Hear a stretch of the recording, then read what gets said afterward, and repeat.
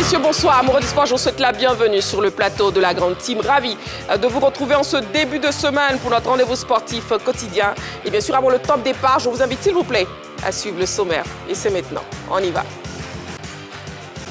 Pour son premier numéro de la semaine, la grande team propose l'actualité sportive d'ici et d'ailleurs. Et c'est dans LGT News. Coupe nationale, le derby ASEC Africa a-t-il répondu à vos attentes? C'est la question au centre des échanges au cours de l'actu. Sans oublier l'actualité des internationaux ivoiriens à l'étranger, et c'est dans la saga des pros. Excellente soirée sportive en compagnie de Marie-Christine Begré et sa team.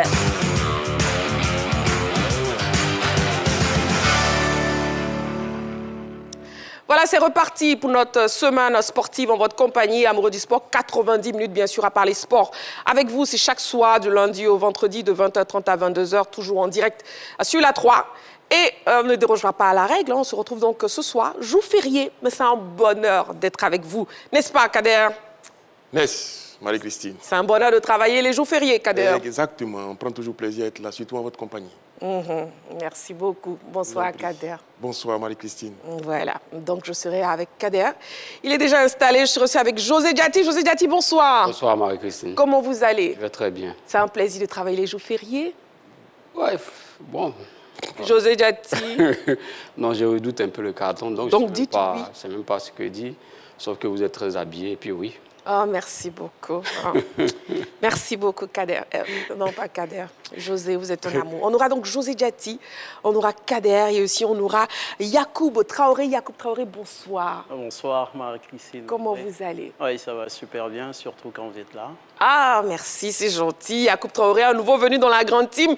Et déjà qui me fait les yeux doux parce qu'il a peur de prendre un carton. Attention, hein, l'émission du 90 minutes, on verra jusqu'à la fin. Voilà. Allez, amoureux du sport, nous sommes en direct sur la 3, accompagné de Kader qui va très bien, Yacoub Traoré aussi qui va très bien, José Diati, lui, on n'en parle pas, il va parfaitement bien. Et puis aussi moi, et vous aussi, j'espère, la semaine débute sain à l'heure avec cette question LGT. Oui, on fera le débrief de tous les matchs de ce week-end. Donc la question LGT, Coupe nationale, le derby ASEC Africa a-t-il répondu à vos attentes? Coupe nationale, le derby ASEC Africa a-t-il répondu à vos attentes? Et puis aussi, on parlera de cette grande finale OL Lyon face au PSG avec la victoire des Lions. Ce sera tout à l'heure. LGT News, c'est la première rubrique de cette émission. C'est maintenant, c'est tout de suite. On démarre, on y va. LGT News.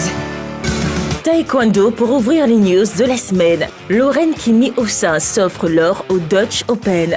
Bonne nouvelle pour Lorraine Kimi Ossin. La taekwondoïne ivoirienne a honoré les couleurs nationales au Dutch Open 2026, une compétition disputée aux Pays-Bas, précisément à Eindhoven. Ossin est montée sur la plus haute marche du podium dans la catégorie des moins de 73 kg à l'issue d'un parcours exceptionnel. Elle a en effet battu une Chinoise lors des éliminatoires 2-1. Avant de s'imposer par la suite 2-1 devant une Chilienne. Ossin a poursuivi sa domination en allant battre une Saoudienne en demi-finale 2-0. Elle a brillamment terminé sa compétition en finale en se jouant de l'Espagnole Elena Garcia Suarez. Grâce à cette performance digne d'un parcours de championne, Lorraine Kimi Ossin engrange de précieux points dans la course à la qualification pour les prochains Jeux Olympiques de Los Angeles en 2028. Para-athlétisme, la saison parfaitement lancée. La Fédération ivoirienne des sports paralympiques, avec à sa tête son président Pacom Trazier, a procédé à l'ouverture officielle de sa saison le 14 mars dernier à l'INJS de Marcory. Le nouvel exercice 2025-2026 a débuté par le para-athlétisme, une compétition qui a réuni au total une trentaine d'athlètes venus de plusieurs localités, à savoir Dimbokro, Daloa, Divo et Abidjan. Les courses, les lancers de poids, de disques, de javelot et le saut sont les épreuves qui ont meublé cette première journée. Et le moins qu'on puisse dire, c'est que les participants ont montré de belles choses encourageantes pour la suite de la saison. Des athlètes tels que Michel Yeka, Richard Dufy au javelot et au poids, de même que Assetou Sanogo au poids et au disque, ont assuré le spectacle. Idem pour Fernand Goho au 100 mètres et Ibrahim Soro au 800 mètres. Pour la première journée du championnat, nous disons que le niveau est nettement supérieur par rapport au premier test que nous avons eu au mois de février. On remarque une nette progression, que ce soit au niveau des lancers comme au niveau des courses. Et je vois que les signaux sont très bons. Il y a des athlètes qui ont vraiment progressé parce que c'était le début de la saison. Après le test, on a senti que c'était encore lourd, mais aujourd'hui, ils sont vraiment plus rodés. Et nous avons espoir que les sports paralympiques seront vraiment représenter la Côte d'Ivoire à cette compétition majeure à Rabat très bientôt.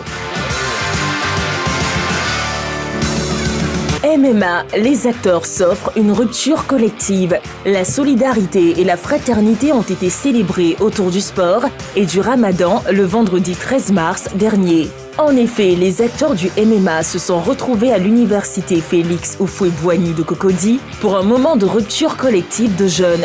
Ce moment de partage, initié par le président de l'African League MMA, Ismaël Bakayoko, avec les jeunes étudiants de l'Abidjan Université Club et la Fédération des droits de la jeunesse, s'inscrit dans la dynamique de solidarité et d'entraide durant ce mois sacré du Ramadan. Cette rupture de jeunes collective a été marquée par la remise de kits alimentaires.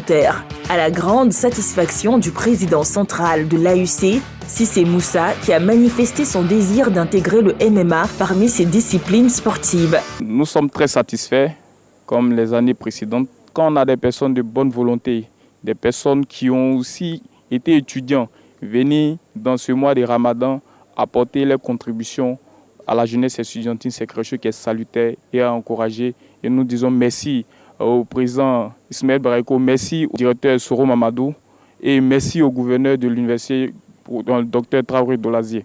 Si on peut l'appeler ça maintenant, c'est une tradition. C'est une tradition entre la FIDJ et l'AUC et l'AML. Depuis plus de 3 ans, nous travaillons en synergie, en collaboration.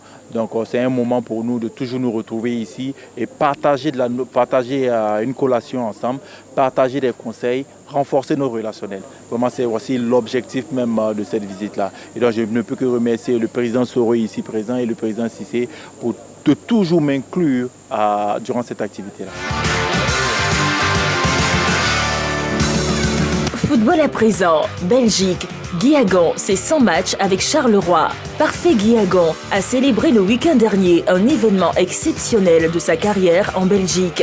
En effet, l'international ivoirien a franchi la barre symbolique de 100 matchs sous les couleurs de Charleroi Sporting Club. Une étape importante pour le joueur qui témoigne de sa progression et de la confiance que ses dirigeants lui accordent depuis son arrivée dans ce club. Malheureusement, cette soirée a été entachée avec la défaite de Charleroi 0-2 à domicile face à Louvain. Mais cela n'enlève en rien la belle saison de Parfait Guihagan. Le milieu de terrain ivoirien cette saison totalise actuellement 8 buts et 5 passes décisives en 26 matchs de championnat. Il n'est pas prêt à s'arrêter en si bon chemin et entend absolument embellir ses statistiques. Parfait Guihagan en a les moyens. Et il ne manquera pas de le prouver lors des prochaines sorties. Pour l'heure, il continue de savourer ses matchs avec Charleroi. Real Madrid, Arbeloa fier de Brahim Diaz. Brahim Diaz semble retrouver des couleurs avec le Real Madrid après quelques mois compliqués. Le milieu de terrain marocain, qui avait été la cible de nombreux supporters après sa panenka manquée en finale de la CAN 2025 face au Sénégal, est en pleine bourre avec le Real Madrid, la preuve qu'il a surmonté cette difficile épreuve. En effet, titulaire lors des 3 derniers matchs et auteur d'une prestation remarquée en Ligue des Champions face à Manchester City, Brahim Diaz a reçu les éloges de son entraîneur. Il a dû faire preuve de beaucoup de patience après son retour de la CAN. Il a travaillé très dur, c'est ce que doivent faire les footballeurs. Travailler encore et encore, car une opportunité finit toujours par se présenter. Je suis très heureux de l'avoir, il a beaucoup de qualités, a expliqué Alvaro Arbeloa samedi dernier après la victoire contre Elche 4-1. Performant depuis quelques matchs, Brahim Diaz relance sa place en cette fin de saison et c'est tant mieux pour lui. FC Barcelone, Laporta réélu. Juan Laporta va vivre un nouveau mandat à la tête du FC Barcelone. Il a été réélu à la présidence du club catalan pour un autre bail. Selon les médias locaux, il sort gagnant de l'élection avec 69,19% des suffrages face à Victor Font. Un nouveau mandat qui prendra fin en 2031. Une victoire sans bavure que son challenger a vite fait de commenter avec fair play. C'est le président élu et sa victoire aux urnes est incontestable. Nous félicitons Laporta. Est-ce fini? Il est trop tôt pour le dire. Nous défendons une noble cause, un Barça différent, et je continuerai à travailler pour que le Barça soit tel que je l'imagine, a soutenu Font. À la tête du FC Barcelone de 2003 à 2010, puis de 2021 à maintenant, Laporta promet des projets XXL au club catalan.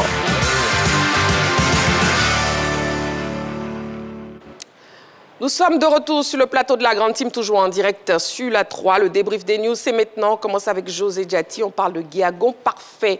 Oui, José. Oui, effectivement, on parle de Guiagon Parfait qui a fêté ses 100 matchs à Charleroi en Belgique dans son club. C'est une bonne nouvelle pour le garçon parce que vous savez que tout le monde actuellement est actif dans son club en vue de se voir appelé par le coach Faye MS. Et il faut dire que pour le garçon, tout se passe bien. Avec 8 buts et 5 passes décisives, je pense que c'est quand même une bonne performance pour un milieu de terrain. Oui. Malheureusement, en sélection, il a été appelé que 4 fois. Je pense que la dernière fois, on l'a vu, c'était pendant le tournoi de Canadian Shield, je pense. Il a été titulaire contre le Canada. Ouais. Et depuis, je pense qu'il est venu en août aussi en sélection, lors d'une fenêtre où on a joué contre, je pense, le Gabon, effectivement. Il est venu. Et il a été mis sur la liste des réservistes par MS Faye pendant la CAN. Malheureusement, pas appelé. Donc, le garçon se bat. Et puis, bon... dans un championnat quand même qu'on peut dire moyen. Et moi, ce que je peux lui souhaiter, bon, peut-être c'est déjà à la fin de la saison. La fin de la saison arrive vraiment s'il a une opportunité d'aller encore dans un championnat un peu plus élevé que celui de Belgique. Et ce serait bien pour lui. Mais en attendant, il se bat toujours pour que le coach l'appelle en sélection. Et je pense qu'il est bien parti. Quand on sait que notre milieu de terrain est toujours à la recherche d'un bon meneur. Ouais. Donc, félicitations à lui. Et puis, bon vent aux jeunes garçons en espérant qu'ils soient appelés en sélection par le coach Faye. Il y a une fenêtre qui arrive tout à l'heure. Le coach a une conférence de presse à animer et on espère qu'il sera parmi les appelés. Très bien, merci beaucoup. José, on poursuit le débrief des news. On parle taekwondo avec Lorraine Kimi au sein qui s'offre l'or. C'est avec Yacoub. On commence avec vous, oui? Oui, pour moi, c'est très intéressant. Je suis très satisfait. Elle est dans sa progression au sein. Il faut rappeler que c'est une demoiselle qui aura 18 ans seulement le 17 avril prochain de cette année et qui fait des exploits déjà. C'est une promesse véritablement pour le taekwondo ivoirien. Il faut rappeler que l'année dernière, en fin d'année 2025, elle avait obtenu une médaille. La seule athlète ivoirienne a obtenu la médaille au championnat du monde de taekwondo et elle est sur sa lancée, meilleure athlète, prix d'excellence en Côte d'Ivoire. Donc, je pense qu'elle a suivi de très très près celle-là parce que depuis 2016, avec Cissé Chek et Gbagurut, je pense que le taekwondo ne se cherche pas, mais elle cherche des références. On a eu Ami Traoré et les autres qui n'ont pas vraiment donné satisfaction. Et Kimi, pour moi, elle est en train de monter en puissance et la Côte d'Ivoire doit vraiment la surveiller de près, mais surtout créer d'autres Kimi, Lorraine également pour le taekwondo ivoirien. Très bien, Yacoub, et on poursuit avec Kader. Oui, Kader. Oui, c'est vrai. Il est important de relever, on va dire, les hauts faits de cette jeune athlète, mais qui est performante aussi bien sur le plan continental que sur le plan international. Il faut rappeler que déjà, elle a été championne des juniors de sa catégorie. Il faut rappeler en 2024. Là, un an plus tard, c'était soit en septembre, elle remporte l'Open de Suisse où elle décroche l'or. En octobre 2025, elle est vice-championne du monde, là où les athlètes, comme Yacoub l'a rappelé, les athlètes sont passés à côté, notamment Batili et Ruth Babi. Elle a réussi, n'est-ce pas, à faire voler très haut le drapeau ivoirien et puis elle est venue remporter l'Open de Eindhoven aux Pays-Bas. Non, c'est une athlète qui est dans sa progression, qui est une vraie chance de médaille pour les prochains JO. Je pense que ça démontre tout le travail qui est fait, notamment au niveau du taekwondo, pour perpétuer la tradition écrite, on va dire, par les plus anciens. que Cissé Cheikh Salah et Babirut ont également bonifié. Elle se présente, comme on l'a dit, comme l'avenir tout simplement du taekwondo ivoirien. On espère l'avoir au plus haut niveau de cette discipline-là. Pourquoi pas remporter l'or après Cissé Cheikh Salah. Merci beaucoup, messieurs. La question LGT pour ce soir, ne l'oubliez pas. Coupe nationale, le derby ASEC Africa a-t-il répondu à vos attentes? Ce sera tout à l'heure. On ouvrira le téléphone. Le numéro de téléphone de la 3, c'est le 27 21 59 93 99. Mais aussi, vous avez toujours la page Facebook de la 3. On va marquer une petite pause. Vous ne bougez surtout pas. Juste le temps de la publicité. On se retrouve dans seulement quelques petites secondes pour la suite de notre émission. À tout de suite. Ne laisse jamais personne te dire que tu n'as pas une voix merveilleuse. Depuis toujours, Wilson et Adriana partagent le même rêve. Chanter, vivre de leur passion. Nous sommes Adriana et Wilson. Et un jour, nos chansons tourneront dans le monde entier et tout le monde nous entendra, y compris ta mère. Après avoir franchi cette porte, notre vie ne sera plus jamais la même, mon amour. Mais quand la réussite frappe à leur porte, tout se complique. L'entreprise a décidé de n'engager que vous, Adriana. Adriana a gagné le concours organisé par Mompox. Et elle va bientôt devenir une grande star. Entre amour, jalousie et choix difficiles. J'ai essayé de quitter cette entreprise, mais il me semble que la seule issue est la mort. Je suis à la recherche de ma fille. Cela fait 25 ans que je ne l'ai pas vue. Elle est convaincue que t'es mort. C'est toi qui lui as fait croire ça. Leur histoire prend une autre mélodie. Que se passera-t-il si nous n'arrangeons pas les choses, Adriana? Mais ma première condition est qu'Adriana et Henri ne puissent pas découvrir que vous et moi travaillons ensemble. Du moins pas avant que cet album ne devienne une réalité. Au rythme de l'amour, un feuilleton plein d'émotions et de musique. À vivre du lundi au vendredi à 14h30 sur la 3. La 3, nous offrons 3 fois plus de musique.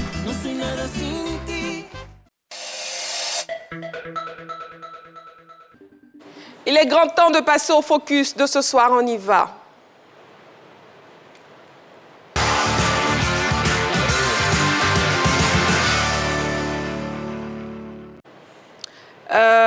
Le débrief de la spéciale, de la finale, oui, la finale spéciale de l'OL Lyon, qui a remporté la première édition de la Coupe de la Ligue féminine française en battant en finale le Paris Saint-Germain samedi dernier au stade Félix Houphouët-Boigny. Déjà, je vous propose de revivre les temps forts et après on revient sur ce plateau pour en parler. On regarde. Et ce sont les Parisiennes qui vont lancer cette finale. Et le coup d'envoi justement de cette finale, la 11e entre ces deux clubs français. Mais la première finale de cette Coupe L2FP avec les Parisiennes justement. Pour qu'elle était du côté donc, du TP Mazembe. Attention, voici donc Kadidiatou Diani, le petit regard, le ballon envoyé la tête. Ça sera un corner, le premier corner. La chaleur dans cette défense parisienne, ça commence très bien. Laurence Ashley, la Canadienne de 30 ans. Allez, avec Diani. Diani, oh l'intelligence de Diani, un coup fumant pour les joueuses d'un corps de l'Olympique lyonnaise. Et attention, c'est pas terminé avec Kadidiatou Diani. Et Lyon ne va malheureusement pas profiter de cette grosse situation. Et ça bouge, pas de position de hors-jeu, ça peut être un ballon intéressant. Et si elle parvient encore à voir la vista, elle a vu cette vista et s'est repoussée par la gardienne Marie Epps.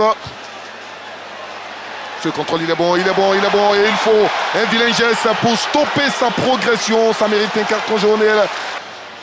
Et ce jeu, dans cette surface, elle cherche une fenêtre de tir pour frapper. Oh, elle a fait la différence. Elle peut armer, mais elle ne trouvera malheureusement pas le cadre après avoir reçu son petit crochet du pied gauche. C'est un ballon inquiétant et peut-être piégeux pour Marie Epps. Ça sera un ballon envoyé au deuxième poteau. La montée de Wendy Renard. Cette fois, elle s'est imposée, mais elle a pu un peu trop son ballon. Et elle s'en veut. Elle s'en veut parce qu'elle aurait pu piquer ce ballon. Elle est montée, on la voit monter. Elle a donc les abdominaux, mais elle n'a pas piqué ce ballon. Sinon, il aurait pu être au fond. Elle s'en veut. Avec cette sortie de balle, ballon piqué, récupéré par les joueuses avec Melchi. La frappe, Melchi. Position de hors-jeu. Position de hors-jeu. Pas de but pour l'OL Lyon sur cette action. Une position flagrante de hors-jeu, mais c'était bien joué. Et un mauvais ballon de la défense du PSG qui a été repris rapidement par les Lyonnaises, mais il y a un hors-jeu flagrant, effectivement. Elles sont toutes montées dans cette surface. Le faux train. Et Melchi va envoyer ce ballon au deuxième poteau. Cette fois, c'est bien envoyé. Une tête, elle sera lyonnaise. Et les Lyonnaises avec Ada qui va trouver justement Melchi, balle au pied. On demande ce ballon avec Tabitha, la Malawite, qui doit faire la différence. Elle a vu deuxième chance pour elle face à 3 joueuses du Paris Saint-Germain. Attention à l'entrée de cette surface avec cette remise. Ça joue au sol pour Ashley Lawrence qui peut écarter pour Khadija Toudjani qui donne ce ballon. L'intelligence, la classe, magnifique. La masterclass de l'OL Lyon qui finit par marquer. Enfin, elles sont récompensées de leur prouesse, de la domination. Magnifique. Le stade Félix Houphouët-Boigny est en ébullition, Eliane. Enfin, ce but de l'OL Lyon qui lance idéalement cette belle finale et qui permet aux Ivoiriens de jubiler dans ce temple du football. Enfin, elles sont récompensées 1-0 pour l'OL Lyon. C'est fini. L'OL s'impose 1-0 et confirme bien sa suprématie sur le PSG. Bravo à l'OL qui brille dans le ciel du plateau, qui brille en Côte d'Ivoire, qui peut soulever cette première coupe de la L2FP. Trophée mérité, brandi par Wendy Renard. Encore un trophée dans la maison de l'OL. Voilà, on vient donc de revoir les temps forts de cette grande finale de la Ligue féminine française qui a eu lieu ce samedi 14 mars 2026 ici à Abidjan au stade Félix Houphouët-Boigny. L'OL Lyon face au Paris Saint-Germain avec la victoire de l'OL Lyon. Kader, oui, revenons donc sur ce match. Comment avez-vous vécu cette rencontre? C'était une grande première, tout simplement. 2 équipes, comme on l'a présenté, comme le fleuron du football français. D'abord Lyon, avec ses nombreux titres de champion de France, qui est en Europe, qui fait partie des meilleurs clubs, tout simplement. Et puis le Paris Saint-Germain qui se construit petit à petit avec l'arrivée des Qataris, qui a relancé le football féminin à son niveau et qui arrive à ce stade de la compétition. Là, on a une belle finale, 2 équipes qui se connaissent, mais dont on connaissait forcément l'issue, parce que les Lions partaient favoris dans ce match-là et ça n'a pas loupé. Elles ont démontré leur suprématie, comme l'a rappelé So au commentaire. Il n'y avait qu'une seule équipe sur l'aire de jeu. Il y a une domination territoriale des Lyonnaises, mais parce que portée par des joueuses d'expérience. Khadija Toudjani, Ada Egerberg, la Norvégienne Ballon d'Or 2018, Wendy Renard, l'expérimenté l'ex-capitaine des Bleus. Donc tout ça dans un collectif, en tout cas rompu aux tâches, n'est-ce pas, des finales, Ligue des Champions, Championnat et Coupe de la Ligue, même si c'est la première édition. Non, une équipe de Lyon qui est arrivée, qui a dominé son sujet, même si le score aurait pu être plus large, parce qu'en face, il y avait Marie Exang, la gardienne parisienne, qui a repoussé pas mal de situations. Mais sur le but de Lyon, on a vu toute la classe, tous les automatismes, on va dire, affiné et affûté de cette équipe de Lyon. Kadidiatou à la baguette, le ballon qui passe entre les jambes de Ada Egerberg et puis la conclusion de Dumornay. Magnifique tout ça. Non, un beau spectacle qui, je l'espère, aura permis, n'est-ce pas, à nos jeunes dames ici d'en apprendre, de voir comment ça se fait sur le haut niveau, aussi bien les joueuses que sur le plan organisationnel, parce qu'on a vu du très très haut niveau ce samedi. Du très très haut niveau. José Diati, oui, comment vous avez trouvé aussi le niveau de cette rencontre et puis comment vous avez vécu cette rencontre OL Lyon face au Paris Saint-Germain avec la victoire des Lions? Non, le niveau était bon. Il faut dire que le résultat est plus ou moins à ce qu'on s'attendait. La logique a été respectée, c'est-à-dire l'Orgue lyonnais n'a pas dévoré en fait le Paris Saint-Germain, mais a pris le dessus sur cette formation. C'est un résultat plus ou moins auquel on s'attendait, avec le parcours qu'on connaît des Lyonnaises, et avec leur parcours européen même, tout ça. Lyon, c'est d'abord un Orgue sur le plan européen. Et puis maintenant, venez affronter le Paris Saint-Germain qui n'a pas tout le bagage de son adversaire.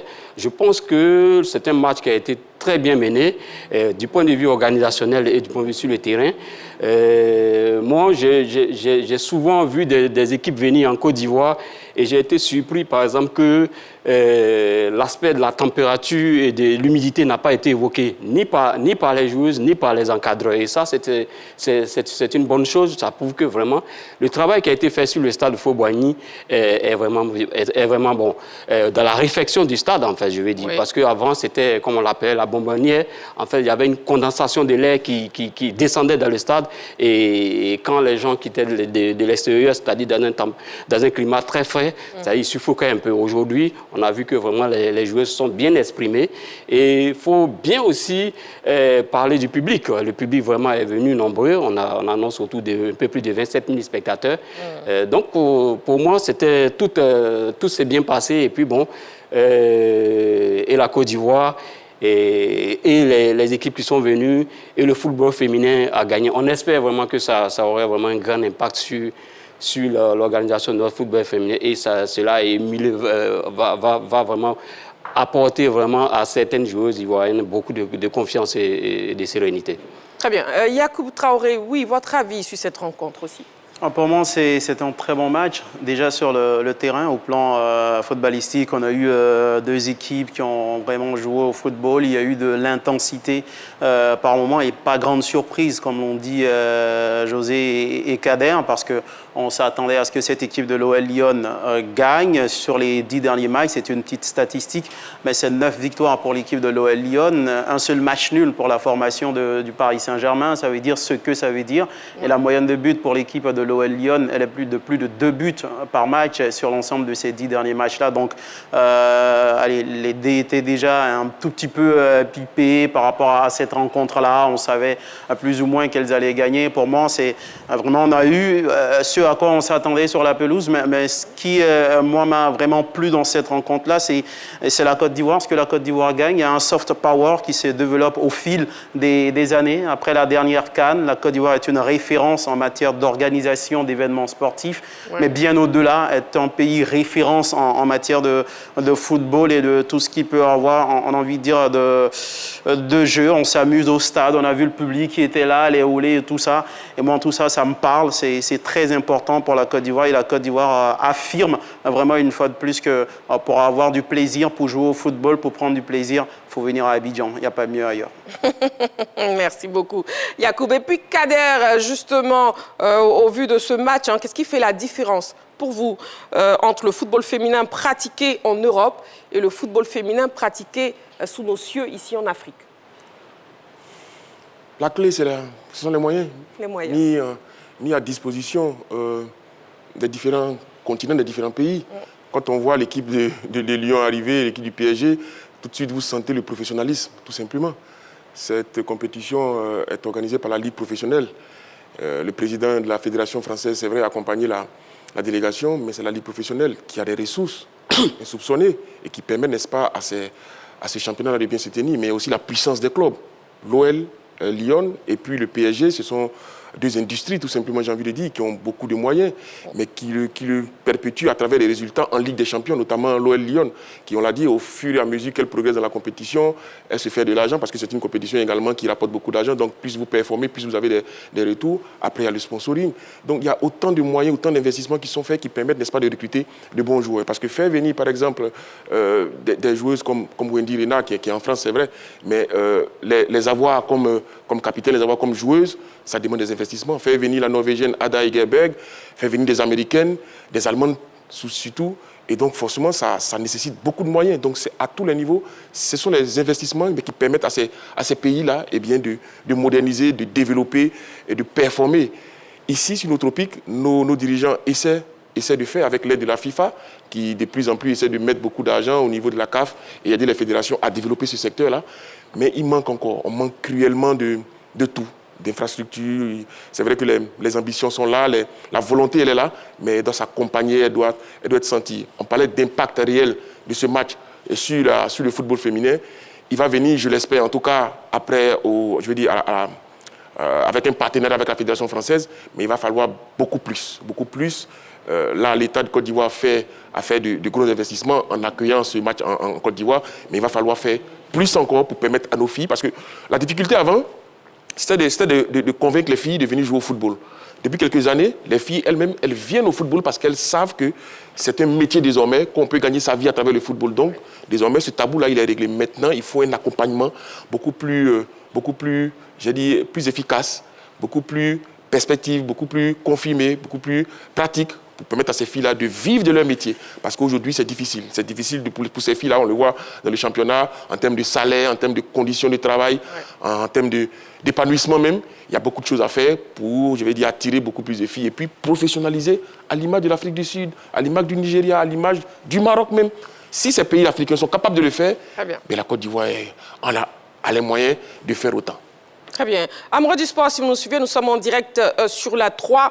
Et bien sûr, nous faisons le débrief des 2 grandes rencontres qui ont eu lieu ce week-end, que vous avez pu suivre, bien sûr, sur les antennes de la 3. Nous sommes en direct jusqu'à 22h. D'abord là, nous faisons le débrief de la grande finale de la Ligue féminine française OL Lyon face au Paris Saint-Germain avec la victoire de l'OL Lyon. Et plus tard, dans quelques minutes seulement, on parlera aussi du derby ASEC Mimosa Africa Sport avec la victoire de l'ASEC Mimosa. Oui, José Diaty, la même question vous est posée. Non, il faut dire aussi que le football féminin européen a connu aussi des balbutiements. Hein. C'est-à-dire, arrivé un moment, comment on appelle, l'UEFA a décidé de mettre les moyens pour donner la chance à des clubs et à des compétitions d'être valorisés. Voilà. Et c'est à partir de là que tout s'est mis en marche. Voilà. Donc, moi, j'estime qu'en Afrique, on est encore dans les balbutiements au niveau du football féminin. Mais depuis l'arrivée de Motsepe à la tête de la Confédération africaine de football, je pense qu'il y a de l'espoir. Parce que, d'abord, on exige même au club professionnel même d'avoir des clubs de football féminin, des équipes de football féminin. Ça, c'est une grande première. Donc, pour inciter ces clubs-là à mettre les filles dans leur programme et de les amener à s'épanouir aussi à travers le football. Non seulement ça, la CAF aussi a décidé de mettre des moyens à la disposition de ce football féminin-là. On se souvient même ici en Côte d'Ivoire, la CAF, après l'organisation de la Coupe d'Afrique des Nations en 2023, la CAF a débloqué un gros chèque qu'elle a offert à la Fédération ivoirienne de football. Mais dans ce déblocage des chèques, la priorité était mise au niveau du football féminin. Le football féminin avait une grosse part. On dit, bon, écoutez, voilà de l'argent, mais écoutez, développer un peu plus le football féminin. Donc, il y a une volonté déjà qui est en train de manifester, qui est en train de se développer. C'est pas mal, mais en attendant, il faut dire qu'on est dans le balbutiement. Il y a des pays qui ont les moyens, qui ont mis des dispositions en place. Et comme Khaled l'a dit, le Maroc, l'Afrique du Sud, mais qui ont mis le Maroc, c'est un peu plus institutionnel. L'Afrique du Sud, c'est un peu plus personnel avec des hommes qui ont le moyen, qui mettent dedans. Mais le Maroc, c'est un peu plus institutionnel. Je préfère l'option du Maroc qui englobe tout et qui ne vient pas peut-être d'un seul individu pour une organisation. Donc, moi, je pense que ça va venir, mais pour l'instant, quand on fait la comparaison entre le football européen féminin et celui africain, bon, on va dire qu'il n'y a pas photo, quoi, mais il y a de l'espoir encore en Afrique. Il y a encore de l'espoir en Afrique. Après les réponses de Kader et aussi de José Diaty à ma question, je suppose, et je suis certaine même que Yacoub Traoré a bien envie de rebondir sur ces arguments, donc je vous donne la parole. Oui, effectivement, vous savez, c'est un peu difficile de comparer quand on est dans un contexte où le football masculin en Côte d'Ivoire lui-même se cherche un tout petit peu, marche avec des béquilles. Il va sans dire que le football féminin, lui, est peut-être en train de se traîner au sol pour se relever. Et si on veut faire la comparaison avec le football français, au-delà de l'aspect financier, il y a déjà la formation qui est là. Je ne connais pas véritablement de centre de formation au plan local. Il y en a peut-être 1 ou 2 qui forment des filles depuis le bas âge, depuis les catégories jeunes, jusqu'à les faire monter. Quand vous regardez les 2 équipes de Lyon et du Paris Saint-Germain jouer hier, mais les filles, les dames, elles savent où elles vont, elles savent comment elles jouent, il y a des schémas tactiques qu'on leur explique et elles comprennent. Le football, il est professionnel. Il y a beaucoup de choses qui sont faites et tout ça, c'est la formation en quelque sorte. Mais ici, chez nous, à la réalité, il y a peut-être 1 ou 2 clubs aujourd'hui qui peuvent se taguer d'avoir des joueuses qui, en termes de schéma tactique, avec des coachs qui expliquent. Là, c'est qu'avec Traoré Siaka, Gigi, il y a beaucoup de choses qui ont évolué. Avec des filles et un projet qui a été mis en place depuis 2022, il y a quelque chose qui se construit.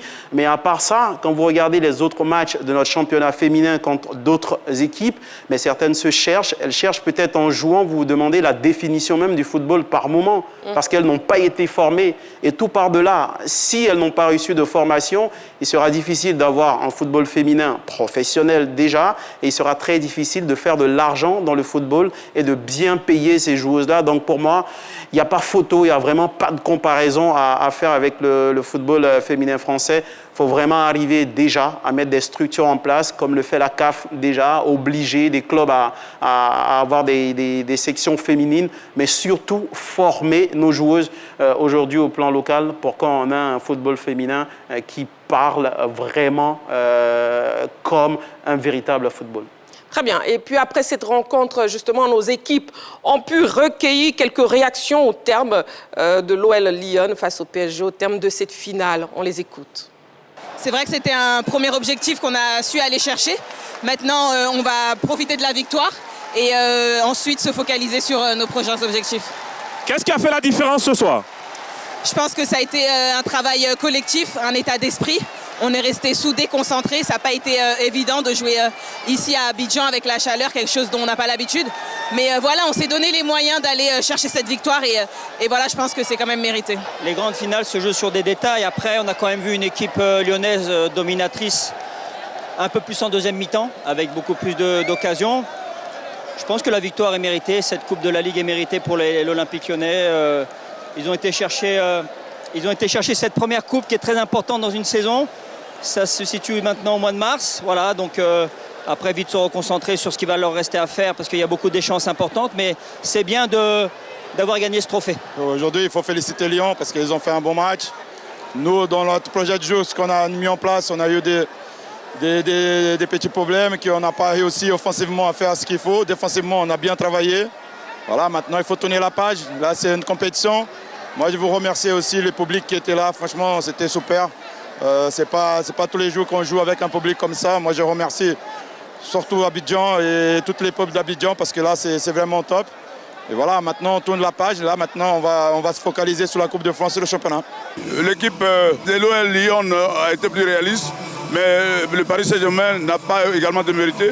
Mais je crois que la vraie victoire, c'est la victoire du sport en général et du football féminin en particulier. Comptez sur nous pour abriter de grands événements sportifs parce que le président de la République a mis à notre disposition des infrastructures sportives de renom. Et donc nous allons les exploiter, les rendre encore plus attractives et assurer le rayonnement de la Côte d'Ivoire par le sport. Voilà, et le public qui a répondu massivement, hein, Kader. Oui, je crois qu'ils sont friands de spectacles, tout simplement. Et on voulait voir Wendy Rena, on voulait voir Khadija Toudjani. Ils ont en quelque sorte réalisé ce rêve-là, mais il y a surtout la qualité du spectacle sur le pré, qui a attiré tout ce beau monde, tout simplement. Mais ça fait plaisir à voir, on le dit très souvent, hein, on se plaint de ne pas avoir de qualité, de ne pas avoir de public au stade. Les supporters disent que c'est parce qu'il n'y a pas de qualité qu'on ne vienne pas au stade. Voilà, ils ont été gâtés, ils avaient la crème du football féminin, tout simplement, des internationaux françaises et norvégiennes. Et puis la qualité du spectacle, non. Bon petit public qui est venu massivement.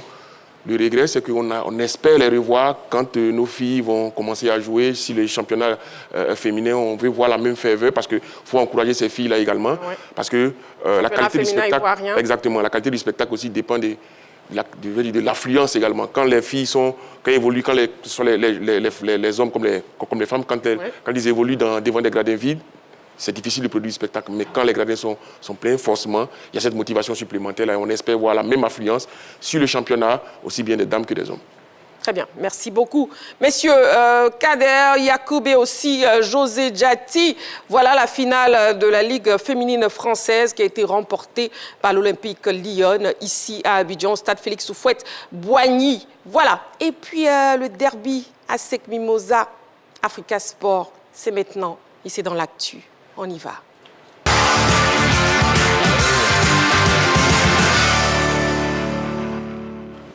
Et bien sûr, vous pourrez participer à l'émission. Oui, on ouvre le téléphone à présent. C'est le 27 21 59 93 99. 27 21 59 93 99, le numéro de téléphone de la 3. Sinon, vous avez toujours la page Facebook de la 3 disponible pour nous. Donc, appelez-nous ou bien écrivez-nous et on vous aura au bout du fil ou bien on lira vos différents messages. L'ASEC Mimosa est sorti vainqueur du 16e de finale de la Coupe nationale qu'il a opposé dimanche à son grand rival, l'Africa Sport. Ce derby a-t-il répondu à vos attentes? Ce sujet de la rédaction donne les premiers éléments d'appréciation. On regarde et après, on revient sur ce même plateau pour en parler. La dernière fois que la SEC Mimosa et l'Africa Sport s'étaient rencontrés en match officiel, c'était en 2019 en championnat. Les Aiglons l'avaient emporté grâce à un penalty transformé. 7 ans plus tard, le derby a tourné en faveur des Mimos au terme d'un scénario presque similaire en 16e de finale de la Coupe nationale. L'unique but de la partie marqué par Souleymane Fofana suite à un penalty obtenu par Cissé Abdulrazak en première période a suffi au bonheur des jaunes et noirs. Le leader de la Ligue 1 a donc pris le meilleur au tableau d'affichage sur son adversaire, 9e de son groupe en Ligue 2. Cependant, sur la pelouse du stade Félix Houphouët-Boigny, la différence de niveau ne s'est nullement fait sentir. Les joueurs de l'Africa Sport ont eu du répondant, bien disciplinés dans le schéma 3-5-2 mis en place par l'entraîneur Maxime Guaméné. Ils ont par moments bousculé le bastion défensif de la SEC Mimosa grâce notamment à la percussion d'Uriel Dipama et Koulibaly Youba. Mais moins tranchant dans la finition et l'exécution des balles arrêtées, les verts et rouges ont été peu dangereux pour le gardien Foli Ayayi. Les poulains du coach Julien Chevalier ont donc géré leur avance sans forcer. Le spectacle plaisant offert par les deux équipes a séduit le respectable public du Félicia, évalué à un peu plus de 10 000 spectateurs pour une recette globale de 16 millions de francs CFA. Sans atteindre les sommets d'antan, l'ambiance était belle dans les gradins. Ce derby à SEC Africa a donné une belle image du football local, au point où certains observateurs ont ouvertement regretté l'absence des Aiglons en Ligue 1. La Ligue professionnelle a déployé des efforts qui ont eu quelques résultats escomptés en termes de mobilisation. La médiatisation était exceptionnelle pour une affiche du football local, avec notamment la retransmission en direct d'un match éliminatoire de la Coupe nationale par la 3. Au regard de tous ces aspects, ce derby à SEC Africa a-t-il répondu à vos attentes? Et la question LGT pour ce soir est donc posée. Amoureux du sport, n'oubliez pas, nous sommes en direct présentement sur la 3 jusqu'à 22h. Vous avez le téléphone, le 27 21 59 93 99, mais aussi la page Facebook de la 3 pour répondre à cette question. Le derby à SEC Africa a-t-il répondu à vos attentes? On vous attend donc. Et puis sur ce plateau, oui messieurs, à vos panneaux, sont un oui ou un non, s'il vous plaît. José, Kader et Yacoub. Coupe nationale, le derby à SEC Africa a-t-il répondu à vos attentes? C'est un oui pour Kader, c'est un oui pour Yacoub et c'est un oui pour José Diati. C'est donc un oui pour vous tous sur ce plateau. Très bien. Alors à présent, je vous laisse argumenter. José, je vais commencer avec vous. Oui, bon, il faut dire, j'ai dit un oui pour rester dans la dynamique, pour encourager quand même ce genre d'initiative. Sinon, j'étais un peu partagé. Partagé pourquoi? Parce que sur le plan sportif, j'avoue que c'est un match qui ne m'a pas très emballé. Voilà, parce que c'est un match vraiment qui était pauvre en occasion de but. Et puis, pauvre par rapport à l'Africa, c'est peut-être pas à cause de l'Africa que j'ai dit un oui, parce qu'on n'a ni vu vraiment des tirs cadrés, ni vu vraiment d'actions vraiment très dangereuses dans le match. Bon, ça, c'est le côté peut-être négatif, mais par contre, j'ai dit oui, parce que d'abord, l'organisation, et puis bon, on a vu quand même une équipe de l'Africa qu'on n'attendait pas de voir à ce niveau face à la SEC d'Abidjan, qui était présentée avant le match comme une machine qui pouvait venir broyer un peu tous au passage, comparativement à l'Africa qui était en Ligue 2. Mais ce n'est pas ce qu'on a vu. Et puis, bon, on a vu une équipe de l'Africa qui est venue vraiment masquée, mais qui a développé un jeu, même si c'était un jeu vraiment plaisant, mais un peu stérile dans les occasions de but. Mais on peut dire que pour cette équipe qu'on a vue, c'est quand même encourageant avec l'entraîneur qui est arrivé, qui n'est pas venu avec son effectif. Ce n'est pas son effectif à lui, mais qui, on sent aujourd'hui, qui est en train d'apporter une touche à cette équipe. Donc, j'ai dit oui, le match, pour moi, c'est un derby qui a répondu à mes attentes, parce qu'on attendait ça d'abord. Et puis, deuxièmement, juste à cause de l'Africa, pour le petit spectacle qu'ils nous ont prévu, qu'ils nous ont produit, du moins sur le terrain, surtout aussi au niveau des dirigeants qui nous ont fait aussi rêver au niveau de l'Africa Sport. C'est vrai, l'ASEC, je ne parle pas trop de l'ASEC parce que c'était l'équipe qu'on attendait. L'ASEC a gagné, effectivement, mais je pense que la victoire morale revient quand même à cette équipe de l'Africa qui, au niveau de ses supporters, au niveau de ses joueurs, au niveau de ses dirigeants, on n'attendait pas vraiment cette équipe à ce niveau. Donc c'est une victoire morale pour l'Africa, mais une victoire sur le terrain pour la SEC. Merci José. Nous avons un appelant. Monsieur Diomandé Mamadou nous appelle de Sipilou et il est en ligne. Monsieur Diomandé Mamadou, bonsoir. Marie. Oui, monsieur Diomandé Mamadou. Bonsoir, Martin. Bonsoir, monsieur Diomandé. Bienvenue sur le plateau de la Grande Team. Tu es trop bien habillé. Merci beaucoup. Ouais, merci beaucoup. Allez, monsieur Diomandé Mamadou, oui. Bonsoir, monsieur. Bonsoir. Bonsoir. Oui. Et oui. Encore oui. Mais je voulais que Gavo Charles soit sur le plateau. Bon, il n'est pas là. C'est pas grave. Parce que, Christine. Oui, monsieur Diomandé Mamadou. La Terre, c'est une grande équipe. Hein. Lui, Baron, on le connaît. Nous, on sait que notre emblème là, les avants sont courus, mais ça ne va pas se cacher. Donc, nous, on sait que l'Africa, ils sont encore petits. Ils sont encore dans le bas-fond en Ligue 2. Et quand on joue a été, on laisse le ballon. Et puis, le point final, c'est la victoire et l'Africa est éliminé. Et j'ai dit bravo à Etienne, la 3. Parce que même vous faites un énorme travail avec vos consultants valeureux. Ils nous donnent l'amour vraiment du football ivoirien. Et j'ai vu plus de 10 000 et quelques personnes dans ce temps des carèmes et des jeunes qui ont pris le temps d'aller au stade encourager les deux équipes. Franchement, bravo à ce public-là. Bravo à la fédération. Bravo au ministère du football, au ministère du sport. Et vraiment, bravo à vous, Christine. Bravo à toi, tu es une grande dame du sport. Merci à toi. Merci. Merci beaucoup, monsieur Diomandé Mamadou. Gros bisous. Voilà, merci beaucoup à M. Diomandé Mamadou qui nous appelait de Sipilou. La question LGT, Coupe nationale, le derby ASEC Africa a-t-il répondu à vos attentes? Kader, oui. J'ai dit oui, mais avant, je voulais rendre hommage au groupe de la RTI, tout simplement. Parce que prendre l'initiative de montrer ce match-là, pour moi, c'est une grande victoire. Et c'est la première que je tiens à saluer. Rendre hommage aussi à l'équipe rédactionnelle des sports, qui a travaillé d'arrache-pied, ses petites mains, ses cadreurs, ses techniciens qui sont allés 2 jours avant faire le câblage, l'installation. Ce n'est pas évident. On parlera du match Lyon-PSG, mais pour moi, le clou, c'était ce match ASEC Africa que la RTI a décidé de monter à travers les antennes de la 3. Et depuis une semaine, on épilogue, on fait des analyses parce qu'on a l'amour de ce championnat-là, de ce football local qu'on aime bien et qui nous a bercé, comme je l'ai dit hier, sur les antennes de la 3 et que nous connaissons bien sur ASEC Africa. J'ai dit oui. Merci beaucoup, Kader. Je vous en prie, j'ai dit oui parce que je ne m'attendais pas à une telle affluence. Pour moi, on allait tourner autour de 5 000, 6 000, mais être au-delà des 10 000, pour moi, c'est une première réussite. Il ne faut pas oublier d'où on vient. On a connu une période de disette, j'ai envie de dire, d'ASEC Africa.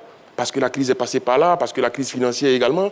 Il y a quelques années, on n'aurait même pas attiré 2000, on aurait joué ce match au stade Robert Champroux. Là, on a osé aller jouer au stade Félix Houphouët-Boigny, qui est le théâtre naturel de cette opposition-là, légendaire. Et non, pour moi, c'est une réussite. En termes d'affluence, c'est vrai qu'on peut espérer mieux. Le stade fait 20 000 et plus, je crois. 10 000, déjà, pour moi, c'est pas mal. Pour un retour au premier plan, pour un 16e de finale de Coupe nationale, je pense que c'est un signe encourageant. Deuxième chose, c'est dans le jeu. C'est dans le jeu parce que pendant longtemps, on nous a rappelé que l'Africa était en Ligue 2, mais sur le match, on se demande bien laquelle des équipes était en Ligue 2, entre la SEC et l'Africa, dans le contenu de ce qu'il proposait. Si Jackie se souvient bien, on avait eu le débat ici avec Roger Stéphane sur le fait que la SEC ne dominait pas dans le jeu ses adversaires. Et ça s'est vu face à l'Africa. Roger Stéphane, malheureusement qui n'est pas là, n'était pas d'accord avec le mot flamboyance, qu'il ne comprenait pas très bien, mais il a vu, il était au commentaire du match et il a vu que, dans le jeu, l'équipe qui a fait une meilleure impression, c'est bien l'Africa. Même si je suis d'accord avec Josdati pour dire qu'en termes d'occasion franche, l'Africa a plutôt proposé un jeu assez latéral face à une équipe de la SEC, mais qui a bien joué le coup, qui est resté, qui a réalisé le plus dur en marquant en premier, et ensuite qui s'est projeté, qui a essayé de sortir par contre. Non, j'ai dit oui parce que en termes d'affluence, en termes de spectacle, pour moi, mais surtout en termes d'organisation, oui. Pour moi, ce match, ce derby a tenu ses promesses. On espère vivre d'autres compétitions comme ça, d'autres matchs comme celui-là. C'est dommage que les deux équipes se soient affrontées à ce stade de la compétition. Là, moi, j'aurais aimé les voir en demi-finale, pourquoi pas en finale, pour amener un peu plus de spectacle, un peu plus de suspense. Mais le destin a voulu que ce soit en 16e de finale. Mais en tout cas, je suis content, heureux d'avoir vécu cet événement-là au plus près, n'est-ce pas, des joueurs. Mais il ne faut pas oublier qu'il y a eu le match de gala des anciens. Exactement. On a revu Kader Keita, on a revu Badra Sibi Aliou, le bûcheron, on a revu Dimi Stéphane, on a revu Zogo Aristide. On reviendra sur ce match. Exactement. Donc pour moi, le spectacle était complet et j'ai dit oui, j'ai dit doublement oui. Très bien. Sur la page Facebook de la 3, nous avons M. Pacom Serge Obou qui nous écrit oui, le derby a répondu à mes attentes sur le plan organisationnel et la prestation des acteurs sur le rectangle vert. L'Africa nous a sublimés avec un football de derby face à la SEC qui s'est contentée du résultat plutôt que le beau jeu. Pari réussi pour les dirigeants et surtout félicitations aux Oye pour leur prestation qui a fait reculer le rival. Personnellement, la place de l'Africa, c'est en Ligue 1. Bonne émission à vous. Merci beaucoup, M. Pacom Serge Obou. Et nous avons un appelant. Il s'agit de M. Kofi Mathieu qui nous appelle de Mbato. M. Kofi Mathieu, bonsoir. Oui, bonsoir, la toute puissante Marie-Christine Begré. Bienvenue sur le plateau de la Grande Team, M. Kofi Mathieu. Merci beaucoup. Je salue tout le monde sur le plateau. Bonsoir, M. Kofi. Bonsoir. Voilà. Et on vous écoute, Monsieur Kofi Mathieu, vous avez mal à la gorge? Non, non. Il ne faut pas avoir mal à la gorge, hein. D'accord. Allez, on vous écoute, M. Kofi Mathieu. Le derby à SEC Africa a-t-il répondu à vos attentes? Oui, c'est M. Sipilou qui a... M.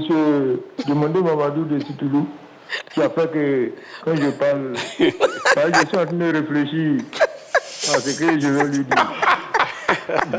Pardon, monsieur. Sinon oui. Le derby a répondu à mon attente parce que depuis bien longtemps, on n'a pas encore vu un match entre deux clubs ivoiriens qui a drainé le monde qu'on a vu là. Oui. Surtout au lendemain de la finale de la Coupe de France. Vraiment, moi-même, j'ai été surpris. Je me demandais, est-ce qu'après ce match-là, demain, les gens vont aller supporter la SEC et l'Africa? Mais j'ai été surpris, agréablement surpris même, de voir le nombre et puis la joie dans les tribunes. Au niveau du jeu aussi, franchement, l'Africa Sport ne mérite pas d'être en deuxième division. Mais je ne sais pas ce qui se fait. Et puis, quand ils sont avec des clubs moins attrayants, moins forts que la SEC, ils n'arrivent pas à se sublimer. Ils sont toujours en deuxième division. Sinon, le match, quand on regarde, on peut dire l'Africa a fait jeu égal avec la SEC. Bon, peut-être c'est une stratégie de la SEC pour laisser l'Africa venir. Mais moi, quand je regarde le match là, je dis que 1-0, et puis sur penalty, bon, je crois que l'Africa a tiré son épingle de jeu. Donc, la prière qu'on va faire, c'est de voir l'Africa vraiment remonter et puis venir en première division pour résoudre un peu le problème du public qu'on ne voit pas au stade là. Parce que si à chaque Africa, on peut trouver au moins 10 000 personnes au stade, bon, disons-le comme ça, on peut dire que au moins c'est le début du retour des supporters dans le stade. Très bien. Merci beaucoup, M. Kofi Mathieu. Merci beaucoup et puis bonne suite d'émission. Merci beaucoup, M. Kofi Mathieu qui nous appelait donc de Mbato. La question LGT, le derby ASEC Africa a-t-il répondu à vos attentes? Vous avez le téléphone de la 3, le 27 21 59 93 99. Insistez. Sinon, vous avez la page Facebook de la 3. Vous pouvez toujours nous écrire. Yacoub, vous avez répondu oui à la question et on écoute maintenant vos arguments. Oui, c'est un match qui a répondu à mes attentes. D'abord, qu'est-ce qu'on attendait de ce match-là? Le premier élément, bien évidemment, c'est l'affluence. Est-ce qu'on allait avoir 5 000 personnes, 2 000 personnes? On en a eu autour de 10 000. C'est déjà quelque chose de très intéressant. Et puis, évidemment, on venait pour voir du spectacle, du football. C'est vrai qu'on n'a pas eu le super spectacle auquel on s'attendait, mais moi, je n'ai pas été surpris, d'autant plus que la SEC Mimosa a marqué en premier dans cette rencontre. Je suis plutôt surpris quand on dit la SEC ne domine pas ses adversaires, quand on dit la SEC ne marche pas sur ses adversaires. Mais vous avez un monsieur à la tête de la SEC, c'est-à-dire un entraîneur qui s'appelle Julien Chevalier. Ce n'est pas Monsieur Risque. Julien Chevalier, il a une équipe. Son objectif, c'est de gagner. Quand il mène 1-0, il ne va jamais déséquilibrer son équipe pour aller chercher un deuxième but impérativement. C'est à l'adversaire de venir le chercher. L'Africa a joué, mais sans vraiment mettre en difficulté la SEC Mimosa. Il a maintenu l'équilibre de son équipe avec Sako et Maïga devant la défense. Ouais. C'était à l'Africa vraiment de venir chercher la SEC Mimosa. L'Africa ne l'a pas fait comme il se devait. Et la SEC est restée dans sa configuration. La SEC a maîtrisé son match. Pour moi, donc, ça a été un match, je vais dire, tactiquement intéressant. Mais de ce dont je me réjouis, en tout cas, c'est ce qu'elle a montré, cette équipe de l'Africa Sport d'Abidjan. Et j'ai envie de dire, je pressentais cela déjà avec le nom de celui qui est sur le banc de touche de l'Africa, Guamene Maxime. C'est mon avis, mais je pense qu'en Côte d'Ivoire, il fait partie du top 2 ou du top 3 des meilleurs entraîneurs sur le plan local, intelligent, assez humble, et il sait où il va, donc il fallait s'attendre à un très très bon match tactiquement. Et pour moi, ce match a répondu vraiment à mes attentes, et je pense que les supporters de l'Africa Sport d'Abidjan doivent commencer maintenant à croire à une montée de l'Africa Sport d'Abidjan avec Guamene Maxime sur le banc, avec ce qu'ils ont montré hier face à la SEC Mimosa. Ok, d'accord, très bien. Et sur la page Facebook de la 3, nous avons M. Raymond Kouakou qui nous dit le derby a été vérifié. Certes, le public n'a pas fait ce qui a été fait la veille pour le foot féminin français, mais il faut relativiser. Ce fut alléchant et spectaculaire ce qui a été donné de voir. La poire a été partagée en deux, avec la victoire des anciens de l'Africa Sport et la victoire des jeunes joueurs Mimosa. Le match a eu du répondant à chaque mi-temps. La première, un jeu maîtrisé par la SEC Mimosa, et la seconde, domination territoriale et stérile de l'Africa Sport sans un seul tir dans le poteau. Le fair play a prévalu, le climat était à l'ambiance et à l'animation. C'est ce qui justifie le baromètre de derby. Julien Chevalier a piégé Guamene Maxime en jouant en bloc bas après l'unique but par pénalty. C'est une option calculée car à se jeter à l'abordage, l'adversaire pourrait égaliser et gagner. C'est ce qu'il a appris des deux autres équipes qui jouent contre lui pour battre la SEC Mimosa. Bonne émission. Très bien. Et nous avons un appelant. Monsieur Herman Mimi. Il nous appelle de Tabou. Bonsoir, Monsieur Herman. Monsieur. Bon, je crois que nous l'avons perdu. Bonsoir, madame. Oui, Monsieur Herman, bienvenue sur le plateau de la Grande Team. Je vais très bien. Vous m'entendez? Oui, je vous attends parfaitement. D'accord, ok. Donc, est-ce que vous pouvez répondre à la question LGT, s'il vous plaît? Le derby à SEC Africa a-t-il répondu à vos attentes? Effectivement, étant à Tabou hier, et par rapport à l'écran, donc à la RTI 3, effectivement, comme je le dis, effectivement, cette rencontre a bien répondu à mes attentes. Hein. Monsieur Herman Mimi, vous savez ce qu'on va faire? Vous allez couper le son de votre télé ou bien vous éloigner pour ne pas qu'il y ait ce léger décalage lorsqu'on parle avec vous. D'accord. S'il vous plaît. Merci. Allez, on vous écoute maintenant. Oui. D'accord. Comme je le disais, j'ai coupé la télévision, merci beaucoup. Cette rencontre a bien répondu à mon attente. Hein, parce que d'abord, le public était présent. Et ce début, il y a longtemps, on a suivi un peu ce genre de début, la SEC Africa, il y a très longtemps. Comme le dit encore, c'est pas vos consultants qui sont sur le plateau. Et malheureusement, qu'est-ce qu'on peut retenir? L'Africa Sport est en deuxième division.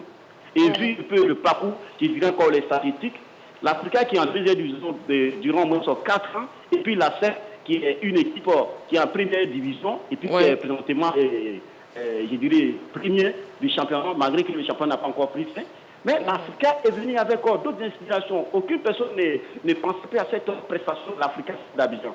Mais aujourd'hui, je regrette un peu l'Africa Sport qui est en deuxième division. Et cette Africa qui est en deuxième division, c'est là aujourd'hui un peu les valeurs du football ivoirien. Et l'Africa, prions Dieu pour que cette Africa Sport rejoigne un peu la Ligue 1. Et vous allez voir, Madame Bégré, qu'aujourd'hui, ce qu'il y a là, il y a eu plus ou moins, c'est pas 7 000 personnes ou 9 000, on en parle. Mais attendez, si par exemple il s'agissait de la finale de la Coupe nationale, parce que souvent les derbies, souvent c'est ASEC Africa, c'est des finales, ou encore ils sont au moins sur un point seulement, juste pour le sacre, c'est-à-dire le titre de champion. Mais hier, c'est seulement les 16e de finale de la Coupe nationale. Et vous avez vu, imaginez ici, il s'agissait d'une finale Africa Sport contre l'ASEC d'Abidjan. Mais attention, le terrain derrière même être bourré. Donc, prions Dieu, croisons les mains, les doigts, y aller dire, pour que l'Africa Sport revienne en D1 pour le bonheur du football ivoirien. Merci beaucoup. L'Africa Sport et l'ASEC d'Abidjan, la rencontre d'hier, vraiment, a attiré même beaucoup d'influence. Il faut que je vous dise ça. Parce qu'étant à tabou, tous les téléspectateurs étaient donc cabrés devant l'écran pour suivre cette belle rencontre.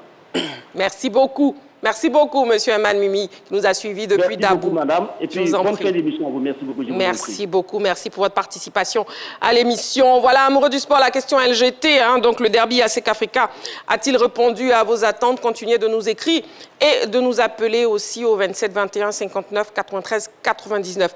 Oui, José Diati, sur le terrain, comme vous l'avez tous dit, on a vu une équipe de l'Africa faire jeu égal avec l'ASEC Mimosa. Qu'est-ce qui explique cela? Non, je pense que, d'abord, était-ce pas stratégie que Julien Chevalier, comme Yacoub le dit, attendait l'Africa dans sa dernière zone? Moi, je ne pense pas. Parce que si tel était le cas, je pense que s'il y avait une bonne attaque de l'Africa, je pense que l'Africa aurait pris le dessus sur la rencontre. Je pense, pour moi, que l'ASEC ne s'attendait pas à avoir une équipe de l'Africa aussi très déterminée sur le terrain. Moi, je pense que l'ASEC attendait de voir une équipe de l'Africa beaucoup plus attentiste qu'offensive. Donc, la preuve, on l'a vu, les 15-20 premières minutes, l'ASEC a contrôlé le jeu. Et quand l'Africa a commencé à sortir, en ce moment, on s'est dit, ah tiens, c'est pas ce à quoi on s'attendait effectivement. Bon, on va replier un peu. Mais je pense que c'est tout le bien de ce match-là. Je ne dis pas que l'ASEC a mal joué, je ne dis pas que l'ASEC ne mérite pas sa victoire. Mais je dis que tout le bien à tirer de ce match-là revient à l'Africa Sport. Mais on a vu dans ce match que, en certaines occasions, c'était une équipe quand même de Ligue 2. Voilà. On a vu sur certaines actions que c'était une équipe de Ligue 2, notamment sur des contrôles de balles, notamment sur les coups de pied arrêtés. C'est-à-dire que c'était des occasions vraiment, si c'était une équipe vraiment qui avait bien travaillé auparavant, allait exploiter ces occasions-là. Donc pour moi, je pense que c'est tous ces éléments-là qui concourent à dire que sur le terrain, pour moi, l'Africa méritait mieux. L'Africa méritait mieux. Et puis, bon, il faut le dire, Guamene Massim, il est là, ça fait juste un an. Il a été nommé le 17 février, je pense. Il est là juste, ça fait un mois. Et déjà, on voit la touche de ce coach-là, comme Yacoub l'a dit, on voit la touche avec son système qui... il ne déroge vraiment pas avec son 3-5-2, avec ses deux pistons. Je pense qu'il a créé des problèmes au niveau de la SEC. Très bien. Et est-ce qu'on pourrait dire que ce match, Kader, ce match justement, peut être un déclic pour le coach Guamene Maxime et aussi pour l'équipe de l'Africa Sport pour la suite de la saison? Certes, l'Africa Sport est éliminé de la Coupe nationale, mais... le championnat se poursuit. Oui. Alors, il y a une image qui est très forte. C'est qu'à la fin du match, le président Guillaume Zébé, président de l'Africa, vient dans les vestiaires avec quelques membres de son comité directeur qui viennent féliciter les joueurs et l'entraîneur. C'est vous dire le satisfecit qu'il peut avoir sur le contenu. C'est vrai que l'Africa est éliminé, mais sur le contenu du jeu proposé par l'Africa, tout le monde est unanime pour dire qu'on ne s'attendait pas à cette équipe de l'Africa. Parce que À la baguette, vous avez Gomede Maxime, mais qui était un entraîneur intelligent. Yacoub le rappelait, son parcours et sa philosophie de jeu. C'était un entraîneur qui ne fait pas le jeu, qui aime avoir le ballon, qui aime jouer, qui propose du jeu partout où il est passé, que ce soit à la SEC, à Isca, même au FC San Pedro, il ne faut pas oublier. Il a toujours proposé cette philosophie-là. Donc, pour moi, il y a une satisfaction de voir cette équipe de l'Africa avec les moyens de bord, proposer un tel niveau de spectacle face à la SEC, il ne faut pas l'oublier, qui est le leader du championnat, qui est invaincu. L'Africa joue contre la SEC comme elle ne joue pas contre les autres équipes, forcément, mais parce que l'histoire même de ce derby-là est une source de motivation. Donc, pour moi, cette équipe de l'Africa va tirer tous les bénéfices. C'est dommage que cette équipe de l'Africa ne soit pas, on va dire, très haut dans le classement au niveau de la Ligue 2 pour espérer monter. Mais ce qu'elle a proposé face à la SEC, forcément, va rester comme un match de référence en termes de contenu. Et là où on attendait l'Africa également, et là où l'Africa m'a surpris, c'est sur le plan physique. Parce que je me disais qu'au bout des 45 minutes, elle allait s'épuiser, elle allait s'écrouler, et la SEC allait prendre le dessus physiquement. Mais ce à quoi on a assisté en seconde période, c'est que c'est une montée en puissance des joueurs de l'Africa qui ont continué à avoir le ballon, qui ont continué à titiller, même si, on l'a dit, ils ont eu du mal à s'approcher des derniers mètres de la SEC, mais ils ont continué à avoir le ballon, ils ont continué à pousser, à courir, à multiplier les courses. Et ce schéma avec Dipama dans le milieu du terrain et Picho Okone, non, ils ont été volontaires, ils ont été, on va dire, généreux dans l'effort. Malheureusement, ils n'ont pas réussi à transpercer, n'est-ce pas, cette équipe de la SEC Mimosa offensivement. Non, il n'y a que du bonus, que du bien à retenir de cette équipe de l'Africa qui, je l'espère, va se projeter sur l'avenir. Et nous poursuivons donc avec le débrief sur ce derby. Justement, Yacoub, juste du côté de Julien Chevalier et aussi de la SEC Mimosa, est-ce qu'on peut se satisfaire de cette victoire, bon, comme le disent certains, victoire sans la manière? L'objectif était là, je pense, je ne suis pas Julien Chevalier, mais je pense que l'objectif était de gagner, de se qualifier pour les huitièmes de finale. Ça devrait être l'objectif de Julien Chevalier. Vous savez, la Coupe nationale est une compétition piégeuse. C'est un piège, apparemment, où les équipes de 3e division éliminent celles de la 1re division. Et quand vous êtes dans ce type de compétition et que vous jouez, qui plus est, face à un adversaire redoutable sur le plan historique, parce que à SEC Africa, quand on parle d'adversité, on est encore dans l'histoire, parce qu'aujourd'hui, avec une équipe de 2e division, une autre en 1re division, il n'y a pas de véritable adversité. Donc, je vais dire, c'est une équipe de la SEC Mimosa qui a peut-être gagné sans la manière, mais l'objectif, il était là, c'était de jouer, de gagner. La SEC Mimosa menait 1-0 pour répondre un tout petit peu à José Gatti. Je ne dis pas que la SEC a fait exprès d'attendre cette équipe de l'Africa Sport d'Abidjan. Non, mais je dis, la SEC mène 1-0 dans un match de Coupe nationale.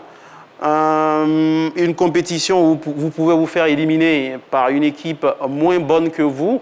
Oui. Et quand on mène 1-0, qu'est-ce qu'on fait? C'est à l'équipe de venir nous chercher. Si l'Africa a le ballon pendant 45 minutes, pendant 60 minutes, qu'elle n'arrive même pas à inquiéter Folie Ayayi sur une frappe, il n'y a pas de problème. On ne va pas déséquilibrer notre équipe parce qu'on veut prouver qu'on est la SEC Mimosa, surtout que la SEC a une histoire. En 95, la SEC Orlando Pirates, les jaunes et noirs voulaient montrer qu'ils sont les meilleurs. Ils n'ont pas gagné.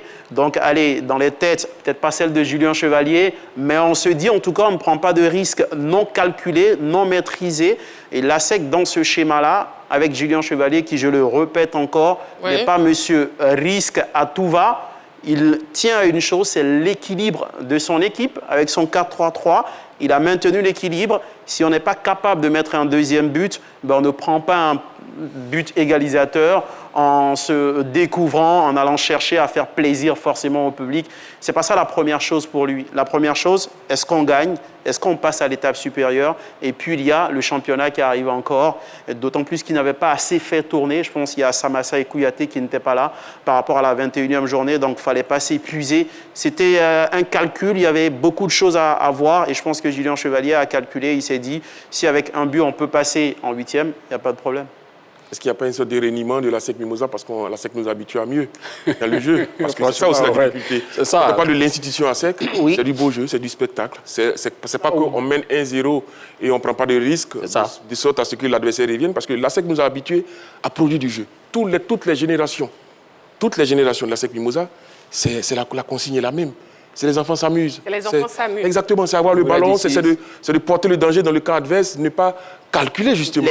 Mais les générations changent, les époques, elles changent. La philosophie, elle s'adapte à un contexte, à un match. Là, c'était face à l'Africa. on est en Coupe nationale, on ne va pas faire de folie.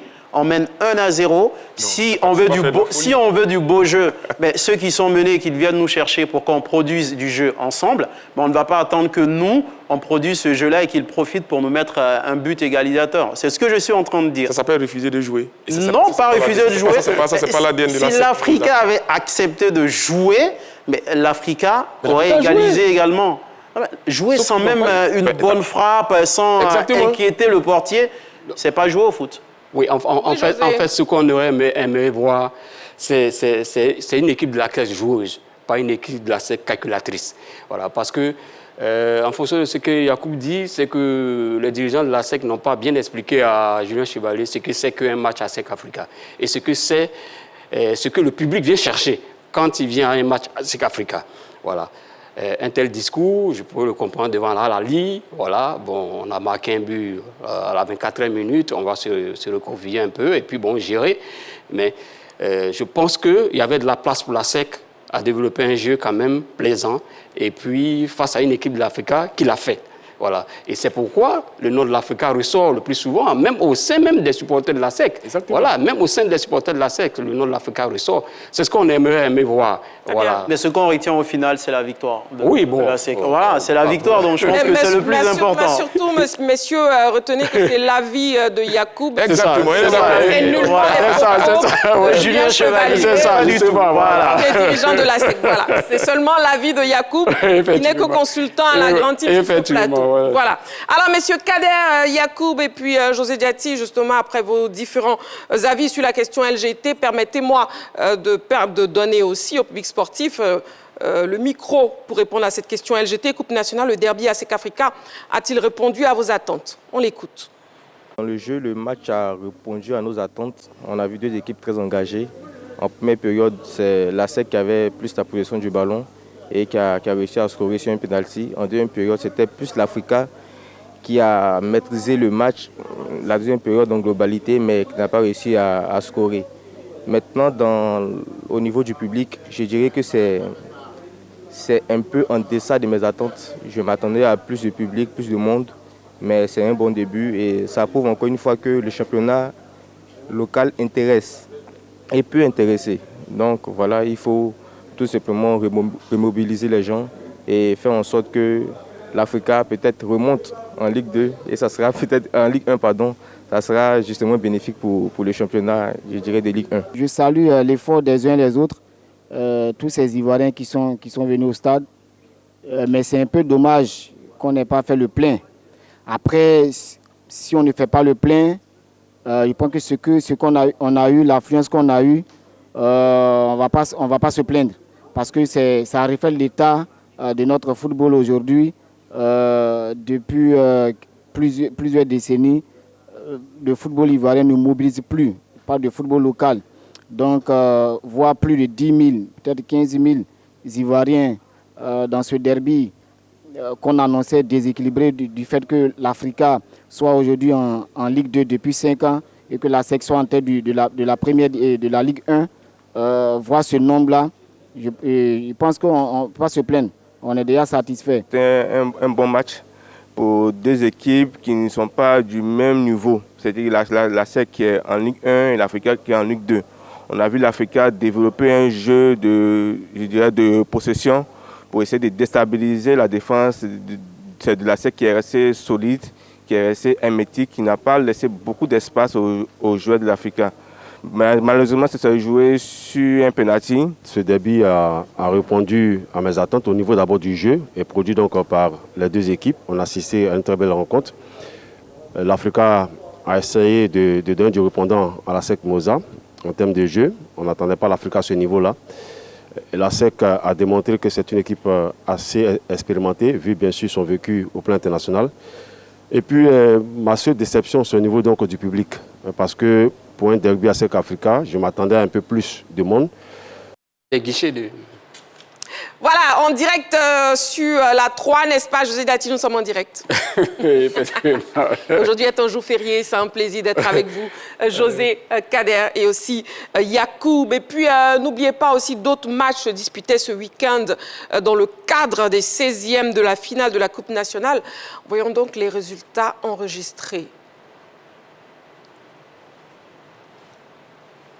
Yacoub, c'est on va dire le COK cette saison qui se débrouille pas mal, qui s'est qualifié 2-1 contre l'US Fermier. Un autre match qu'on attendait, hein, c'est Quasi Foot qui a battu l'équipe de Zoma FC. Il y a eu du football dans cette rencontre. On a défaite d'Ivoire Academy 2-0 face à l'US Chologo. On ne va pas remuer le couteau dans la plaie pour les supporters de l'Africa. Victoire 1-0 de la SEC Mimosa. Et puis l'un des matchs aussi hein, qu'on attendait, c'est Stella face à la Société Omnisport de l'Armée. Un duel de Ligue 1 de Côte d'Ivoire, un but partout. Et puis victoire des Sondia de l'Armée. Iska également qui s'est qualifié face à l'équipe de l'Amfiara FC après un match 1-0. Et messieurs, justement, commentaire hein, sur l'élimination du tenant du titre, Zoma FC. Kader, éliminé. FC San Pedro plutôt. San Pedro plutôt. FC San Pedro, oui. Ben, écoutez, on a l'impression que les matchs se suivent et se ressemblent presque pour le FC San Pedro qui n'a pas réussi, on l'a rappelé sur les matchs en retard qu'elle devait disputer, 3 au total, n'a pas réussi à enregistrer la moindre victoire, 3 matchs nuls. Et puis ça se poursuit hein, en Coupe nationale. Est-ce que le FC San Pedro a choisi une compétition, le championnat, pour tout miser là-dessus et puis revenir à hauteur de la SEC parce qu'il y a 6 points, c'est pas les pétriciens des Mimos. Est-ce que c'est un choix volontaire? Parce qu'on l'a dit, l'effectif est constitué en grande partie de très jeunes joueurs qui sont montés pour la plupart cette saison-là, qui ont découvert la Coupe de la Confédération et qui découvrent la Ligue 1. Est-ce que c'est un choix, la politique du club, de se focaliser que sur le championnat et donner tout sur cette compétition-là, d'autant plus qu'il y a un San Pedro à SEC à venir bientôt? Ou est-ce que le FC San Pedro est tout simplement essoufflé? Est-ce qu'elle n'arrive plus à enchaîner les matchs? Elle n'arrive plus à se remettre, on va dire, de se concentrer sur les affaires locales, notamment en Coupe nationale et championnat. Voilà autant d'interrogations, mais le fait est que cette équipe-là, eh bien, nous déçoit quelque peu parce que dans le contenu, c'est une équipe qui nous a fait rêver au tout début de saison. Très bien. José Dati, le tenant du titre, le FC San Pedro est éliminé de la Coupe nationale. Oui, le FC San Pedro a fait l'objet de larges sujets sur ce plateau. Hein. Et on connaît les difficultés du club, avec notamment beaucoup de joueurs qui sont partis, qui ont été vendus, qui sont partis. Donc le club s'est retrouvé un peu fragilisé. Des jeunes pousses qui sont montées. Donc tout ça, il faut que la mayonnaise prenne du moins, et ce qui n'est pas encore le cas. Donc moi, le résultat du FC San Pedro ne me surprend pas, voilà, parce que c'est une équipe qui est totalement en reconstruction. Et puis bon, pour moi, c'est un résultat logique. Voilà. Yacoub.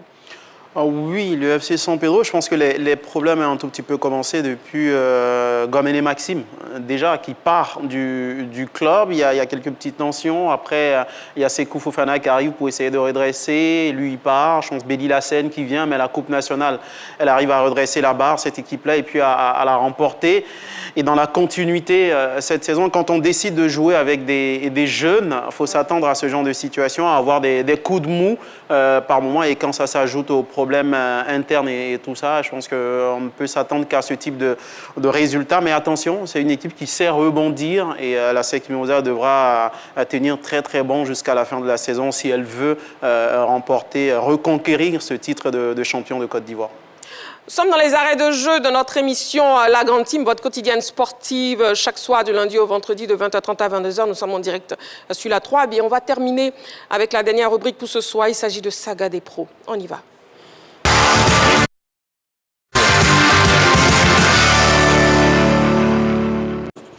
Des nouvelles de nos internationaux, c'est dans cet élément préparé par la rédaction. On regarde.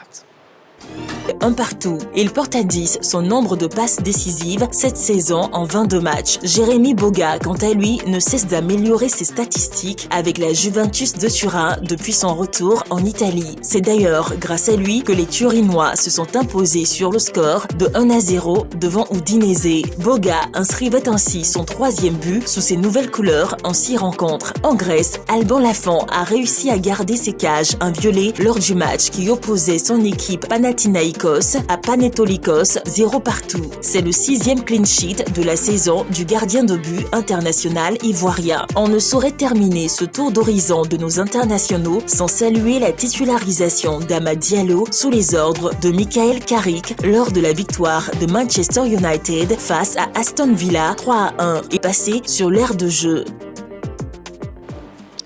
Voilà, alors messieurs, bon, le week-end de nos internationaux n'a pas été prolifique en termes de statistiques.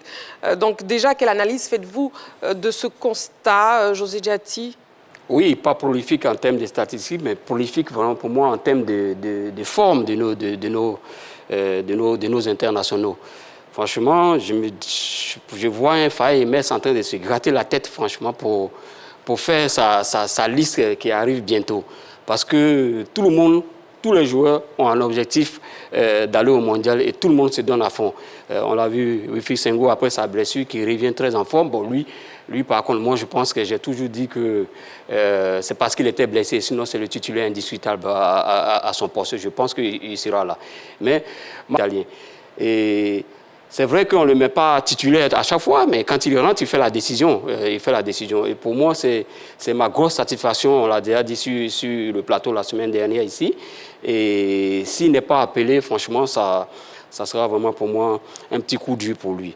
Bazoumana, on n'en parle pas, c'est toujours la grande forme. Et puis, bon, Amad Diallo, pour moi, c'est vrai qu'il n'est pas... On l'a mis un peu sur la touche depuis son retour de la CAN, mais pour moi, c'est l'éléphant, franchement, qui est incontestablement titulaire à son poste aujourd'hui des ligues au sein de la sélection. Donc, c'est vrai, vous avez dit, statistiquement, c'est pas prolifique, mais au niveau de la forme, je pense que je suis satisfait de toutes ces images que je viens de voir au niveau des éléphants.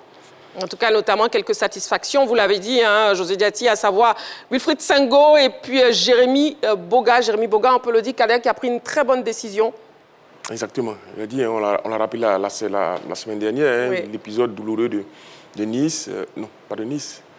Oui, de Nice. L'épisode douloureux de Nice qu'il avait conduit en Italie. On s'interrogeait sur sa capacité à trouver sa place à la Juventus de Turin. Ce n'est pas n'importe quel club, mais tout de suite, eh bien, il a montré que c'était un garçon intelligent dans le jeu, capable, n'est-ce pas, de répondre aux défis physiques d'abord dans le calcio, mais surtout, tactiquement, de répondre aux attentes de l'entraîneur. Et là, il s'est mis en buteur. Je crois que c'était un garçon qui est en train de retrouver une seconde jeunesse, j'ai envie de dire, et c'est tout bénef pour lui. À côté de lui, vous avez Alban Lafont. 6 matchs, 6 clean sheets. Forcément, pour la confiance, pour un gardien, je crois que c'est important. C'est important d'avoir des gardiens de très haut niveau, surtout pour une compétition comme la Coupe du Monde. C'est vrai qu'on a Yaya Fofana, mais avoir à côté de lui un gardien qui répond aux attentes des normes internationaux, tout simplement, je crois que c'est une bonne nouvelle et je pense qu'il doit continuer à performer. Le plus important, c'est de rester titulaire pour tous les Ivoiriens, même s'ils ne performent pas, tant qu'ils sont titulaires dans leur club, pour moi, c'est le plus important. Franck Kessié, le petit de Leipzig, Yann Diomandé, Bazoumana, tous sont titulaires dans leur club et je pense que pour moi, c'est le plus important. Avoir du temps de jeu pour avoir du rythme et puis être dans les meilleures conditions physiques avant les matchs amicaux d'abord et avant la Coupe du Monde. C'est le plus important pour moi. Et José parlait de Amad qui était un peu sur la touche depuis son retour de la CAN, mais véritable titularisation de Amad ce week-end. Yacoub, oui. Ah oui, c'est important, c'est une très bonne nouvelle pour Emers Faye, pour la Côte d'Ivoire, parce qu'on l'a vu au cours de la CAN, ce qu'il a porté. Je ne sais pas si Michael Carrick le laissait sur le banc parce qu'il pense qu'il est émoussé ou s'il pensait qu'il ne rentrait pas dans ses plans, mais en tout cas, c'est à lui de saisir sa chance. À 80%, je pense qu'il sera à la Coupe du Monde en juin prochain, mais il faut qu'il arrive en forme, il faut qu'il arrive vraiment revigoré mentalement, prêt et tout ça. Et Marie-Christine, si tu le permets, c'est vraiment Jérémy Boga. Pour moi, c'est la très très bonne note de ce qu'on vient de voir tout à l'heure, parce qu'on est clair que la Côte d'Ivoire a ce petit problème peut-être de numéro 10, de joueur créatif qui peut apporter quelque chose par sa qualité de dribble, par sa qualité d'organisation en numéro 10. Et Jérémy Boga, il est capable de le faire. On a vu face à l'Égypte au cours de la dernière CAN, quand on avait une équipe recroquevillée sur elle-même, qui refusait de jouer et tout ça à un moment donné. Il n'y avait pas quelqu'un pour prendre les responsabilités avec sa technique et tout pour faire la différence. Avec Jérémy Boga à la Juve qui retrouve ce niveau, je pense que c'est une très bonne nouvelle pour Emers Faye. Il a déjà des problèmes de riche, il va en avoir davantage. Mais je pense que Jérémy Boga, c'est un élément très important. Il peut apporter beaucoup à la Côte d'Ivoire à la prochaine Coupe du Monde. Voilà, et c'est la fin de la grande team pour ce lundi soir, ce lundi férié, qu'on a pris plaisir justement à passer cette soirée sportive en votre compagnie. Messieurs Kader, merci beaucoup. C'est moi qui vous remercie. Je vous en prie. José Diati, merci beaucoup. Merci, Marie-Christine. Je vous en prie. Yacoub Traoré, merci beaucoup. Merci beaucoup, Marie-Christine. Je vous en prie. Merci beaucoup à vous, amoureux du sport. Merci de nous suivre chaque soir du lundi au vendredi de 20h30 à 22h en direct sur la 3. On se retrouve ensemble demain, mardi. D'ici là, prenez soin de vous et n'oubliez pas, faites toujours du sport.